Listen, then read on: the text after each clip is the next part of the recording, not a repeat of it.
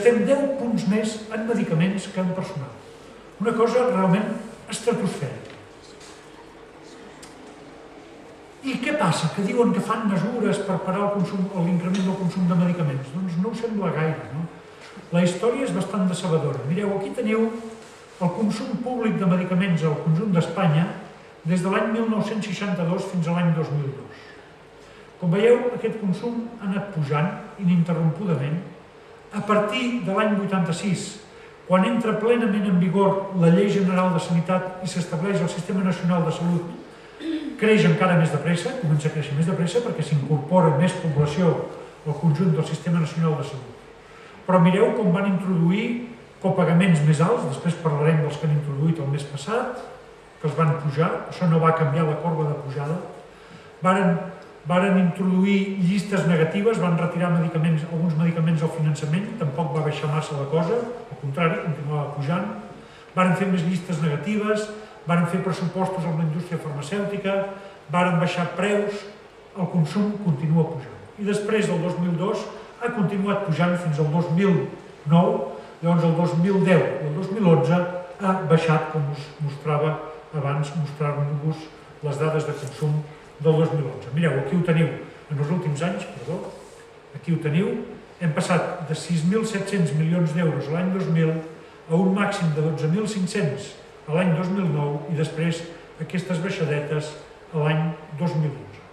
A l'any 2012 ens quedarem, si tot va com fins ara, en una xifra similar al de l'any 2010. El govern del PP ha anunciat que estalviaran, no sé si 1.800 o 2.000 milions d'euros en medicaments. És mentida, és impossible, perquè de moment no ha canviat res, ja estem entrat al mes de juny, és impossible que en els 7 mesos que falten d'any puguin recuperar el ritme perquè van igual que l'any passat. Veieu, això és el que gastem per persona, que, ha baixat una mica, estem a 236 euros per persona, havíem arribat a 267 euros per persona, les receptes per persona van pujant, això sí que no para, estem a 20 receptes per persona, no perquè tinguem un millor sistema de salut, sinó perquè la indústria farmacèutica, quan li baixen els preus, dirigeix la seva pressió comercial a convèncer el metge que encara prescrigui més medicaments, per recuperar el terreny perdut amb els preus. Bé, potser us interessarà saber si us dona el metge un medicament genèric, si el medicament genèric està bé, si no és tan bo com el de marca, tot això. Bé, la llei defineix el medicament genèric com todo medicamento que tenga la misma composición qualitativa i quantitativa. Què vol dir qualitativa? Vol dir que hi ha les mateixes coses a dintre, les mateixes substàncies o fàrmacs, productes químics.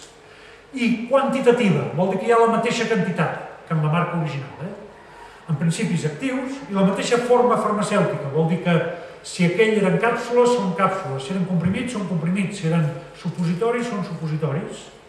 I que té la mateixa bioequivalència. Què vol dir bioequivalència? Vol dir que el medicament arriba a la nostra circulació sanguínia, els òrgans als quals ha d'arribar per exercir el seu efecte, en la mateixa quantitat i a la mateixa velocitat que el de marca. Aquí a Espanya, llavors, això ho garanteix l'Agència Espanyola del Medicament, que fa controls de qualitat sobre els fabricants de medicaments. Aquí a Espanya els resultats dels controls de qualitat que fa l'Agència Espanyola del Medicament no es fan públics. Són opacs. Jo he estat durant uns anys membre del Consell Assessor de l'Agència Espanyola del Medicament i cada any demanava que es fessin públiques aquestes dades i cada any em prometien que les farien públiques a través de la web, però no els hi fan. És a dir, si hi ha 200 fabricants d'omeprazol genèric, home, jo voldria saber quins són els que me'n puc fiar més. Voldria saber si n'hi ha algun que l'han enganxat amb més falles de fabricació. Doncs aquestes dades no es fan públiques. És curiós que el país que té més transparència en aquestes coses, l'únic que jo sàpiga que explica aquestes coses, són els Estats Units. I als Estats Units és molt clar que hi ha moltes més falles de qualitat de fabricació dels medicaments de marca que dels medicaments genèrics. També n'hi ha els genèrics, però menys. I també cal dir que el nombre de falles de fabricació, tant a Espanya com als Estats Units o com a qualsevol altre país, són molt baixes. També us he de dir una altra cosa. El medicament genèric és més barat no perquè el fabrica el senyor Pérez, que té un petit taller a Ripollet. No. no. El fabriquen les mateixes multinacionals, en la mateixa cadena de producció, només que al final canvia el color de la càpsula, l'envoltori o la marca que hi posa, però és la mateixa cadena de producció. Per exemple, els laboratoris Esteve, que potser us sonaran, que és un laboratori català, una de les seves principals línies de negoci actualment és que fabrica omeprazol genèric per centenars de firmes farmacèutiques de tot el món. I un 80% de les marques d'omeprazol o dels fabricants d'omeprazol genèrics que hi ha aquí a Espanya, tot és fabricat al laboratori Esteve de Parets del Vallès. És a dir, la qualitat és la mateixa i el procediment i la línia de producció és exactament la mateixa. L'únic que fan és canviar cada X hores la màquina final que posa el nom del laboratori de qui és aquell producte. Per tant, gastar genèrics és bo o és dolent? El genèric només es pot fer quan el medicament ja porta, com us deia, 12-15 anys al mercat. És a dir, quan ja tenim una experiència amb aquest medicament. Amb un nou medicament us deia que no sabem si és millor que els que ja teníem. Però és que, a més, el que sabem és que tenim molta incertesa sobre si és més o menys segur. Penseu que entre un 20 i un 25% dels nous medicaments que es treuen al mercat s'han de retirar del mercat en els 5 anys següents a la seva comercialització perquè resulta que eren més tòxics del que ens esperàvem. Avui venia al diari una notícia d'unes dones que havien guanyat un recurs al Tribunal Suprem perquè havien apel·lat una sentència de l'Audiència Provincial que havia desestimat una demanda que havien fet contra el laboratori Sanofi per efectes indesitjats d'un medicament per la menopausa que es deia Agreal. Nosaltres vam descobrir que produïa símptomes neuropsiquiàtrics de depressió i altre tipus i, esclar, molts metges deien no, això és la menopausa, com que està menopàusica, doncs esclar, per això està d'aquest humor impossible. I no, era el medicament que produïa això. Per cert, això del mal humor de la menopausa és un mite masclista que ja fa molts anys que s'ha vist, que a partir de certa edat sí que augmenta el mal humor, però el dels homes també, O sigui, no hi ha gaire diferència. Bé, doncs, aquest medicament no tenia una eficàcia ben demostrada i produïa aquests símptomes neuropsiquiàtrics. Hi ha algun cas de suïcidi que es va registrar aquí a Catalunya i avui hi ha hagut aquesta sentència. Doncs aquest medicament es va descobrir això quan no portava molt de temps en el mercat, es va retirar del mercat. Fa uns anys es va retirar, l'any 2004 es va retirar un antiinflamatori que es deia Vioxx. L'any 2001 jo vaig escriure un article en el Butlletí Groc, que és la revista que publiquem a la Fundació Institut Català de Farmacologia, a la qual podeu trobar per Google, si poseu Butlletí Groc ho trobareu, doncs vam publicar un article denunciant que aquest fàrmac produïa infarts de miocardi i que el laboratori ho estava amagant. I el laboratori ens va fer una demanda judicial per haver dit això. I al gener del 2004 vam anar a judici i vam poder demostrar que nosaltres les dades les traiem de la FDA nord-americana, del govern nord-americà, perquè teníem accés a aquesta informació. I vam poder demostrar que la companyia estava amagant això. I per sort no ens van condemnar i van condemnar la companyia només a pagar les costes dels judicis. 8 mesos després el van retirar del mercat a tot el món, per aquest motiu. I la pròpia FDA nord-americana va calcular, va dir, també va establir que el laboratori, que era Merck, havia enganyat també les autoritats sanitàries nord-americanes i que aquest medicament podia haver produït, no us espanteu, entre el 2001 i el 2004, que va estar comercialitzat, 350.000 morts per infart de miocardi, més que el tsunami del sud-est asiàtic de final del 2005. Per tant, consumir genèrics és bo o és dolent? És bo. És bo no solament per la salut financera del nostre sistema de salut, sinó també perquè són els medicaments de més experiència contrastada, els que han de ser més coneguts. I Espanya no és un gran consumidor de genèrics, o no ho era fins a l'any 2009. Ara, amb noves mesures, aquest percentatge esperem que augmenti fins com a mínim un 40-45%. Però, com veieu, anem molt per darrere de Gran Bretanya, d'Holanda, de Finlàndia, de Suècia, d'Àustria, de països que consideraríem, diguem-ne, civilitzats. Aquí us poso altres països que no tenen tant de prestigi en quant a serietat, no? Com Grècia, Itàlia i Portugal, nosaltres estem una mica més a prop d'aquests. Bé, l'any 2009 aquí els genèrics van ser un 22%, Des de novembre de 2011 és obligatori que els metges prescriguin per principi actiu, és a dir, com a genèric, i per això esperem que ara pugi molt el percentatge.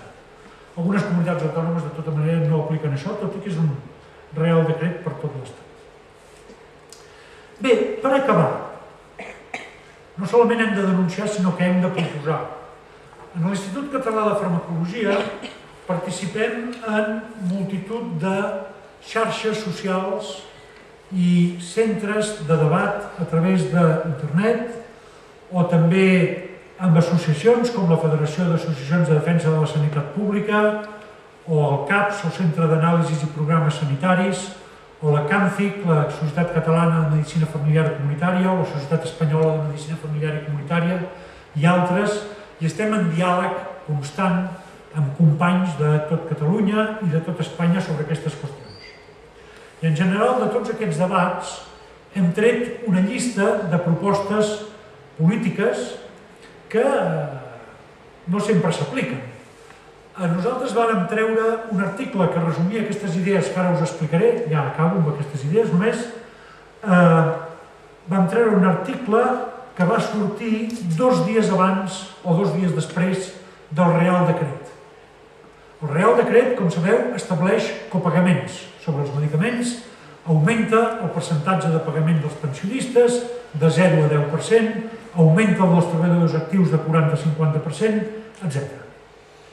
Doncs nosaltres ni parlàvem de la paraula copagament.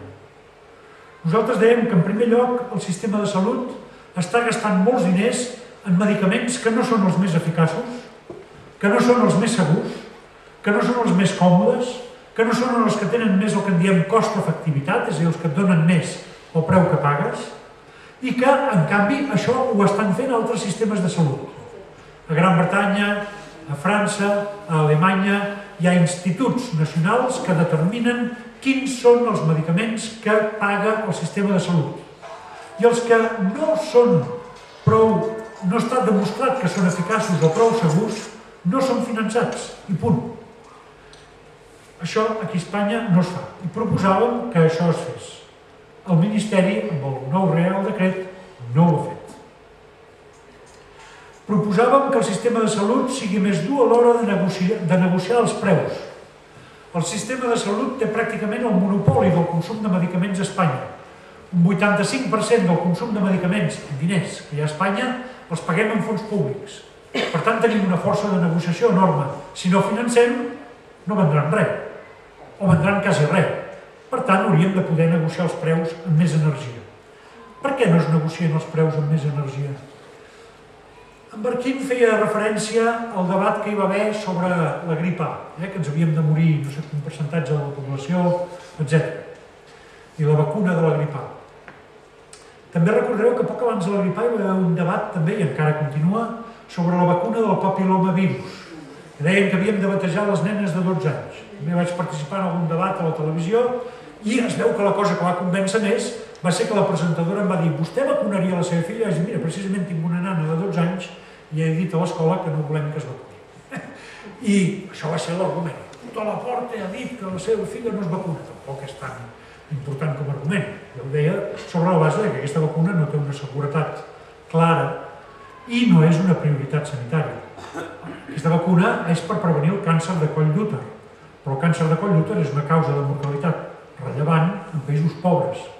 Però què passava amb aquesta vacuna? Si aneu a comprar aquesta vacuna a la farmàcia, 2 dosis costaven més de 500 euros, ara diuen que valen entre 450 i 500 euros. I quan vaig dir això, la consellera de Salut va dir: el doctor Laporta exagera, perquè el sistema de salut compra la vacuna amb descompte i paguem 370 euros per tanda de vacunació. Molt bé, l'altre dia vaig llegir un article d'uns autors, d'uns col·legues italians, que analitzaven el preu de la vacuna del papilomavirus a les diferents comunitats autònomes d'Itàlia. I estaven molt escandalitzats perquè el preu que pagaven les comunitats autònomes variava de 50 a 90 euros. I nosaltres en paguem 360. Aquesta és la nostra capacitat enorme de negociació. Vosaltres creieu que els polítics són del tot tontos? Jo no m'ho acabo de creure. Jo diria que hi ha alguna cosa al darrere. Tercera qüestió. En Barquín ho resumia. els visitadors que hi ha al centre de salut. Mentre